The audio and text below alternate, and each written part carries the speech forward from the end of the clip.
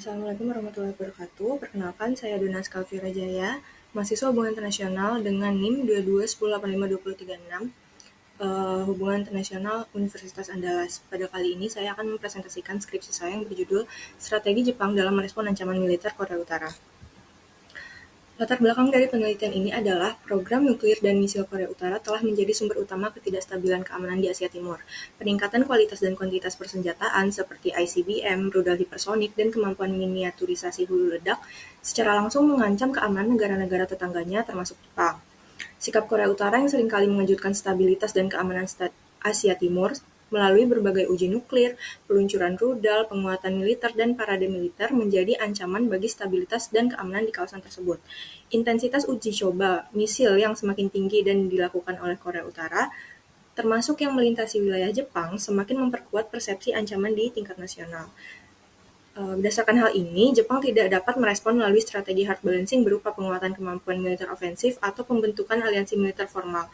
Hal ini disebabkan oleh keterbatasan pasal 9 Konstitusi Jepang, sehingga Jepang harus memilih mekanisme keamanan alternatif yang bersifat non-ofensif dan semi-formal. Maka dari itu, dalam kondisi ancaman yang nyata dan berulang dari tetangganya yaitu Korea Utara, Jepang berada pada posisi yang menuntut respons strategis. Namun sebagai negara yang secara konstitusional dibatasi oleh pasal 9, ruang gerak Jepang dalam mengadopsi kebijakan militer ofensif menjadi terbatas. Dari penjelasan ini, penulis merasa bahwa isu ini sangat menarik untuk diteliti dengan melihat bagaimana strategi yang dilakukan Jepang untuk merespon ancaman yang nyata dan agresif dari Korea Utara. Dalam meneliti penelitian ini, penulis menggunakan kerangka konseptual yaitu strategi limited hard balancing yang diperkenalkan oleh TV Poll pada tahun 2018 melalui bukunya yang berjudul Restraining Great Powers.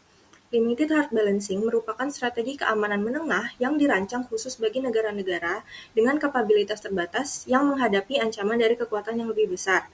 Berbeda dengan hard balancing tradisional yang memerlukan mobilisasi militer penuh dan aliansi militer yang formal dan kuat, serta soft balancing yang hanya mengandalkan diplomasi dan institusi internasional, limited hard balancing menggabungkan peningkatan kapabilitas militer yang terukur dengan pembentukan aliansi informal dan penguatan diplomasi secara strategis. Elemen strategi limited hard balancing ada dua. Yang pertama, limited arms build-up, selanjutnya semi-formal alliances atau strategic partnership. Jenis pendekatan penelitian ini adalah deskriptif analitis. Batasan penelitian yaitu dari tahun 2015 sampai 2026.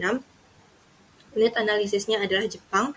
Dalam hal ini adalah strategi yang dilakukan oleh Jepang. Unit eksplanasinya adalah ancaman yang ditimbulkan oleh Korea Utara. Dan level analisisnya adalah negara. Teknik pengumpulan datanya yaitu menggunakan metode studi kepustakaan atau library research dengan menggunakan data sekunder. Pada bab 2, penulis menjelaskan mengenai dinamika keamanan Asia Timur, karena untuk melihat ancaman yang dilakukan oleh Korea Utara serta bagaimana Jepang merespon tidak dapat dipisahkan dari dinamika keamanan yang kompleks di Asia Timur. Asia Timur merupakan kawasan dengan dinamika keamanan yang kompleks, terutama pasca Perang Dingin. Hal ini ditandai oleh meningkatnya rivalitas kekuatan besar seperti Amerika Serikat dan Tiongkok. Kebangkitan Tiongkok mendorong perubahan distribusi kekuatan dan meningkatkan ketegangan strategis di kawasan. Di sisi lain, keberadaan aliansi keamanan seperti aliansi antara Jepang, Amerika Serikat, Korea Selatan memperkuat polarisasi kekuatan. Kondisi ini menciptakan security dilemma di mana peningkatan kapabilitas militer yang dilakukan oleh satu negara memicu respon dari negara lain. Selain itu, ketidakstabilan di semenanjung Korea antara Korea Utara dan Korea Selatan akibat program nuklir yang dilakukan oleh Korea Utara juga semakin memperumit situasi di kawasan ini. Secara keseluruhan, kawasan Asia Timur berada dalam kondisi yang ketidakpastian strategis yang tinggi, sehingga mendorong negara-negara termasuk Jepang untuk menyesuaikan strategi keamanannya. Pada bab 3, penulis menjelaskan ancaman yang dilakukan oleh Korea Utara terhadap Jepang. Korea Utara telah mengembangkan kapabilitas nuklir dan rudal balistik yang signifikan, termasuk ICBM dan rudal hipersonik. Jumlah hulu ledak yang dimiliki serta kemampuan miniaturisasi meningkatkan potensi ancaman terhadap Jepang. Intensitas uji coba yang tinggi, termasuk peluncuran rudal yang melintasi wilayah Jepang, meningkatkan risiko eskalasi. Ancaman ini tidak hanya bersifat militer, tetapi juga menciptakan ketidakpastian strategis akibat perilaku rezim yang tidak dapat diprediksi. Sehingga Jepang memandang Korea Utara sebagai ancaman yang utama terhadap keamanan nasionalnya. Oleh karena itu, ancaman ini mendorong Jepang untuk merumuskan strategi yang mampu meningkatkan deterrence tanpa melanggar batasan konstitusionalnya. Selanjutnya, analisis strategi Jepang dalam merespon ancaman militer Korea Utara yang menggunakan kerangka konseptual limited arms build-up. Yang pertama, peningkatan anggaran pertahanan. Jepang meningkatkan anggaran pertahanan sebagai respon terhadap meningkatnya ancaman nuklir dan rudal balistik Korea Utara. Perubahan signifikan ini terjadi pada tahun 2022 melalui dokumen National Security Strategy, National Defense Strategy, dan Defense Build-up Program, di mana anggaran pertahanan Jepang terus meningkat secara bertahap, termasuk alokasi sekitar 9,9 triliun yen pada tahun fiskal 2025. Hal ini tidak pernah dilakukan sebelumnya, di mana Jepang selalu mengalokasikan anggaran untuk pertahanan di bawah 1% PDB-nya.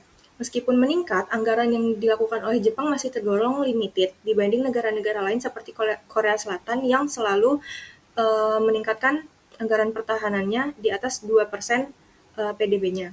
Secara keseluruhan, peningkatan anggaran ini bertujuan untuk memperkuat deterrence dengan mempermahal biaya agresi yang dilakukan oleh Korea Utara. Selanjutnya, investasi militer defensif dan asimetris. Jepang mengarahkan investasi militernya secara selektif pada kapabilitas yang relevan dengan ancaman Korea Utara. Fokus utama investasi adalah pada sistem pertahanan udara dan rudal. Jepang juga mengembangkan stand-off defense dan kemampuan counter-strike terbatas. Contohnya peningkatan rudal Type 12 dan akuisisi Tomahawk. Investasi ini dilakukan pada teknologi modern seperti sistem tanpa awak, cyber, dan ruang angkasa. Meskipun demikian, dari total anggaran yang mencapai sekitar 9 miliar yen, porsi terbesar yang dialokasikan oleh Jepang justru untuk aspek keberlanjutan dan ketahanan atau sustainability and resiliency, yaitu senilai 2,9 miliar yen. Hal ini memperlihatkan letak strategi limited yang dilakukan oleh Jepang. Selanjutnya, modernisasi kapabilitas militer non-ofensif. Jepang melakukan modernisasi militer untuk meningkatkan efektivitas, bukan untuk ekspansi kekuatan. Modernisasi mencakup 7 bidang utama, termasuk AIMD, stand-off defense, dan sistem tanpa awak. Jepang mengembangkan teknologi canggih seperti Aegis System, Glide Phase Interceptor, dan satelit pengawasan. Penguatan juga dilakukan pada command and control serta intelijen. Jepang meningkatkan operasi lintas domain, yaitu di sisi cyber, space, dan elektronik. Namun demikian, modernisasi yang dilakukan oleh Jepang tetap bersifat limited dibandingkan negara lain seperti Tiongkok dan Korea Utara. Secara keseluruhan, modernisasi ini bertujuan untuk meningkatkan deterrence tanpa memicu eskalasi konflik. Strategi limited ini juga terlihat dari meskipun Jepang telah melakukan modernisasi kapabilitas militer non-ofensif, namun reaksi yang dilakukan Jepang ketika menghadapi ancaman dari Korea Utara bukan berupa agresi terhadap Korea Utara. Selanjutnya, analisis strategi Jepang dalam merespon ancaman militer Korea Utara dengan semi-formal alliances, yaitu dengan penggunaan fasilitas pangkalan militer bagi mitra. Jepang memanfaatkan aliansi dengan Amerika Serikat sebagai fondasi utama strategi keamanannya. Pemberian akses pangkalan militer kepada Amerika Serikat menjadi instrumen utama dalam memperkuat deterrence. Jepang menyediakan sekitar 90 fasilitas militer dengan puluhan ribu personel Amerika Serikat yang tersebar di wilayah strategis seperti di Okinawa. Kehadiran sekitar 55.000 personel militer Amerika Serikat di Jepang ini berfungsi sebagai force multiplier yang secara signifikan dapat memperkuat kapabilitas pertahanan Jepang tanpa memerlukan ekspansi militer domestik. Pangkalan ini memungkinkan terbentuknya sistem pertahanan rudal yang berlapis. Jepang juga membatasi penggunaan pangkalan untuk tujuan defensif. Hal ini memperlihatkan strategi yang dilakukan Jepang tetap berkarakter limited dengan Jepang membatasi penggunaan pangkalan untuk tujuan defensif, yaitu tidak ada pangkalan militer yang secara langsung menyerang Korea Utara. Selanjutnya, pertukaran informasi dan intelijen keamanan. Jepang memperkuat keamanan melalui kerjasama intelijen dengan Korea Selatan melalui GSOMIA. GSOMIA memungkinkan pertukaran informasi militer secara real-time. Jepang unggul dalam radar dan satelit, sementara Korea Selatan unggul dalam intelijen geografis dan dekat dengan Korea Utara. Kerjasama ini meningkatkan kecepatan dan akurasi respons terhadap ancaman.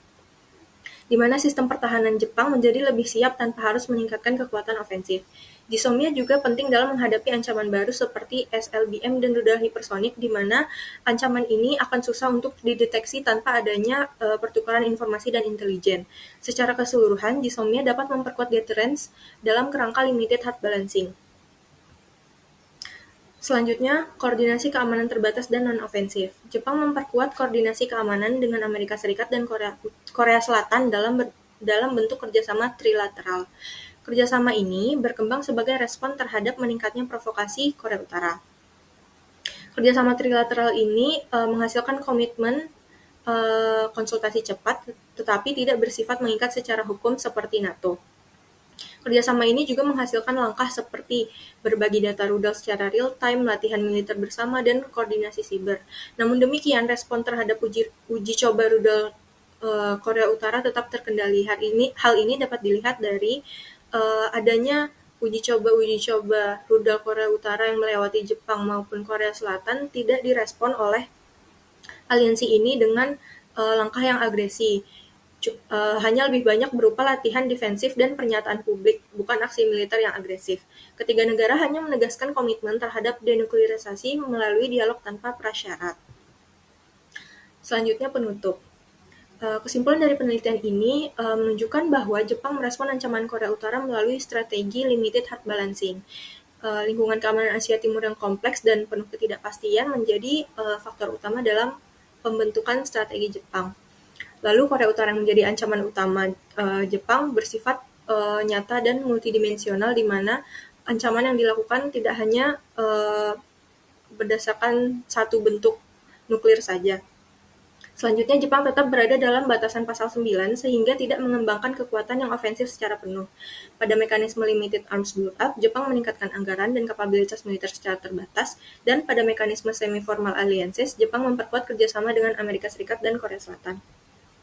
Selanjutnya, Jepang disarankan untuk terus menjaga keseimbangan antara peningkatan militer dan prinsip defensif sesuai dengan pasal 9. Selanjutnya, penguatan kapabilitas sebaiknya tetap difokuskan pada aspek defensif.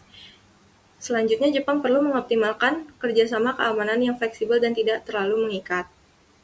Penelitian selanjutnya disarankan untuk mengembangkan kajian mengenai limited hard balancing dengan memperluas objek penelitian ke negara lain, serta memasukkan variabel domestik seperti dinamika politik dan opini publik. Sekian dari saya. Wassalamualaikum warahmatullahi wabarakatuh.